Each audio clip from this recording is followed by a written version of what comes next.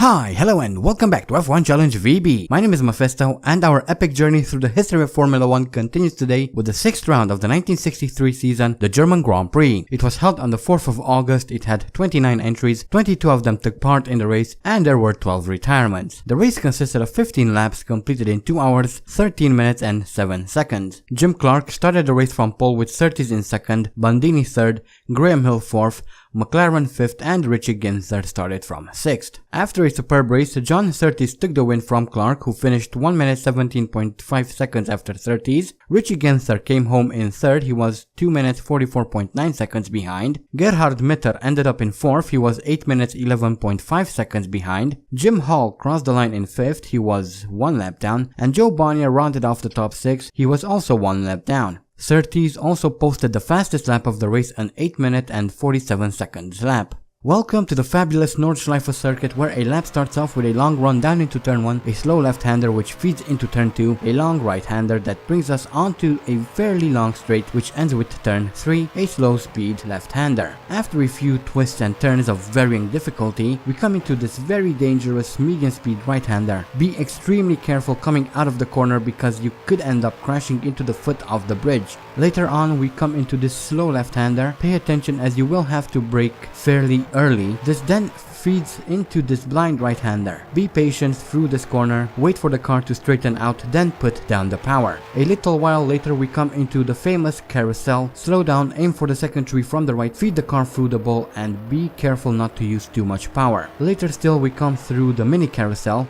This leads into a very long right-hander which in turn leads onto the longest straight in Formula 1, and that itself leads into the final corner of the track, a fast left-hand sweeper that brings us around onto the main straight, and that is a lap around the Nordschleife circuit, also known as the Green Hell. And here we are in qualifying, coming through this fast left-hander. My car starts to slide, then I hit a couple of bumps which, well, pretty much makes the car uncontrollable. And I then end up in this gravel trap. Thankfully, somehow I keep the engine going even though all of that happened. However, I back up onto the circuit, and as soon as I try to put it back into first gear, the engine cut out, and that's pretty much it for qualifying for us. As we now have a look at the previous German Grand Prix winners. Last time Andy won here was in 1958, so that was quite a long time ago. Hopefully things will go a little bit better for us today. Well, at least as well as they did in the British Grand Prix. Anyway, Graham Hill takes pole with Richie Ginther in 2nd. Jack Brabham is 3rd. John Surtees starting from 4th, followed by Gerhard Mitter in 5th. Very well done to him. And rounding off the top 6 is Bruce McLaren. Tony Maggs is in 7th, followed by Ludovico Scarfiotti in 8th. 9th is Dan Gurney, followed by Innes Ireland in 10th. Jim Clark occupying the 11th spot on the grid. Next to him is Karel Godin de Beaufort in 12th. 13th is Joe Bonnier. Phil Hill is 14th. 15th is Hap Sharp. Then in 16th we have the legend Trintignant. Lorenzo Bandini 17th. 18th Joe Siffert. Giancarlo Baghetti 19th. Jim Hall 20th. Chris Amon is 21st, followed by Mastin Gregory in 22nd. Tony September in 23rd, and obviously Andy Higgs down in 24th, since he hasn't even completed the qualifying lap. So that was the grid lineup for this year's German Grand Prix. Hopefully a good race for Andy, that would be very nice, although the start was not very good as you can see, but there are a few cars losing control already, so we managed to gain a few positions. We are in 20th as even more cars kind of go all over the place, which gives us even more free positions really, as we now come through turn 1 here, this left-hander, then through turn 2 here, and I kind of got sick of sitting behind Chris Amon and Hap Sharp, so I pretty much put the car on the inside and go up into 17th, which is quite nice. And now we are now chasing after Giancarlo Baghetti. He is about a second up the road. Hopefully we will be able to catch him through into going into the second corner, as we now have another look at the start of the race. Coming around here gaining a few positions, even though I was quite slow on the initial launch. And we see a car there we saw a car in the very back there, sitting on the tarmac. Not quite sure what happened to him, but I am sure we will get a replay of that shortly as we come through turn 2 here. And here is a replay of Jack Brabham, who had some problems with his clutch. Actually, he couldn't get his car into gear, and well, he was pretty much stuck there. And as we now weave and duck through a bunch of cars that are losing control, and we're now in 11th. Trintignant decides to brake check me for no reason. However, after a few corners I managed to overtake him, and we're now in 10th, chasing after Gerhard Mitter, who is very slow in his Porsche there. So I put my car on the outside and get around him, so we're now in 9th. Moving along, and I lose control of the car coming through this left-hander. Start to slide, I hit a sign, and well, I do a bunch of flips, and I landed up on my wheels. I could have continued the race. However, a car crashed into me, and somehow that flipped me upside down, and that's pretty much the end of the race for Andy Higgs. And here is a replay of Lorenzo Bandini, who apparently has a problem with his suspension, loses control of his car, jumps over the fence, and he is now behind the trees there as I speed up the footage a bit. And we see Bandini trying to get back into the race. That's not really going to work for him as he comes around and, well, ramps off that hill there, flips the car upside down, and he is out of the Grand Prix, although I will give him credit for trying. And here is a replay of Andy Higgs coming through that left-hander where I lose control of the car. The car pretty much started sliding. I tried to correct for the slide, however that didn't really work. I ended up crashing into that signpost, and this camera angle doesn't really help, and there is the car that crashed into me. As we now have a look at a replay of Maston Gregory, who had a problem with his suspension at the very start of the race, although I'm not sure why we're getting the replay at this point, or rather why the game thought that he retired after me. Anyway, this is a replay of Innes Ireland coming in around in his BRP and pulls to the side of the track, I believe. I'm not quite sure. We cannot actually see what's going on there. The camera cannot actually focus on him. But anyway, we are now having a look at Graham Hill coming around through this left-hander. He loses control of his car, drives into the wall, and pretty much gets stuck there.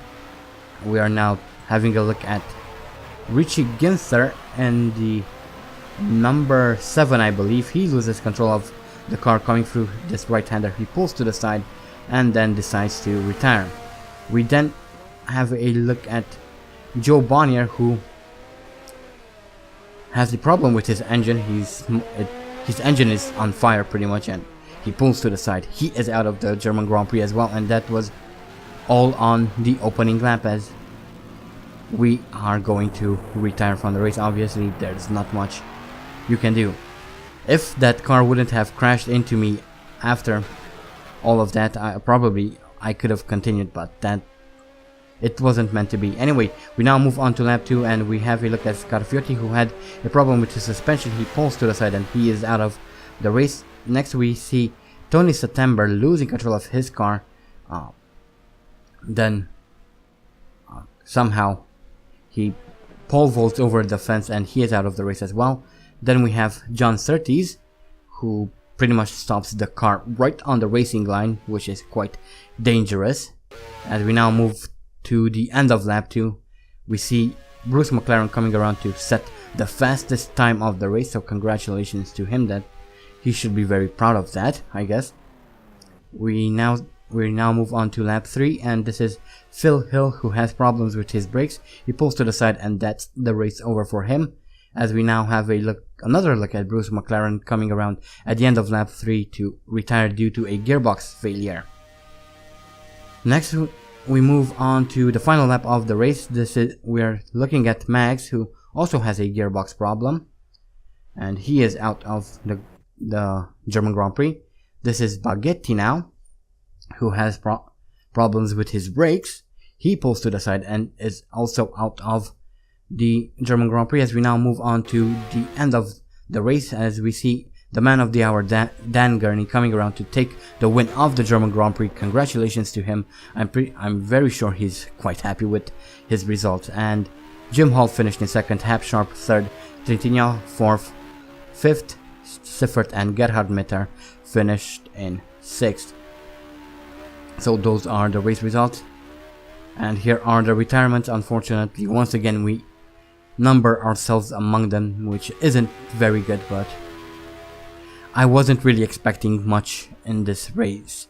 I pretty much told you at the end of the last race that I would be very surprised if I would be able to finish the race. Obviously I wasn't, so I pretty much called it. So yeah, anyway, here are the career statistics, and this was Andy's 117th Grand Prix. His best start is from first, has 8 pole positions, has set 17 fastest laps, his best finishes in first, has completed 75 races, 59 of them in the points, has won 35 Grand Prix, 4 at the Indianapolis 500, 6 in Monaco, has 7 championships under his belt, has scored a total of 400 points, has retired 42 times, has experienced 2,515 out of 3,128 laps, has 6 bronze trophies, 11 silver trophies, 35 gold trophies, and as an extension, 35 podiums. And here is a quick look at the championship standings. Dan Gurney takes the lead in the Drivers' Championship, Phil Hill drops to second, Higgs is third, John Surtees and Joe Bonnier fighting for fourth, Jack Brabham is in sixth, the last person to score points is Graham Hill down in 16th, and bringing up the rear of the standings we have Tony September down in 24th. So those are the drivers. Let's now take a look at the constructors, where Brabham Racing take the lead of the constructors standings. Automobili Turismo Esport are second, Team Lotus third, Ferrari and RRC Walker Racing Team fighting for fourth, Owen Racing Organization and British Racing Partnership fighting for 6th. The last team to score points are Tim Parnell Racing down in 11th, and bringing up the rear of the constructor standings are Scirocco Powell Racing. So that was the German Grand Prix. A very bad result for Andy and Lotus. Obviously that's not what you want. You want a lot of points on the board, but that didn't really come to be today. And as I said, I wasn't really expecting it. I was very sure that something like this would happen. The cars are again very slidey in this season and very difficult to control, even with assists turned on, which I don't actually use because, well, you didn't have assists on these cars, so why should I use them? Anyway, our next race is the Italian Grand Prix at Monza. Hopefully things will go a little bit better there. That's a slightly easier track than the Nordschleife, so I guess we'll see how things turn out there. But that is the end of this video. Not much more to add to any of this. Quite disappointed with the result, but again, I wasn't really expecting much out of it. Anyway, don't forget to vote for next season's team. Link is in the description. I also have a second channel where I will be playing all sorts of different games. At the moment, I'm doing a playthrough of Homefront and the Red Solstice, so if you're interested in any of those games, there will be a link in the description to my second channel as well. I hope you guys enjoyed this video. Thank you all so much for watching, and as always, stay sharp.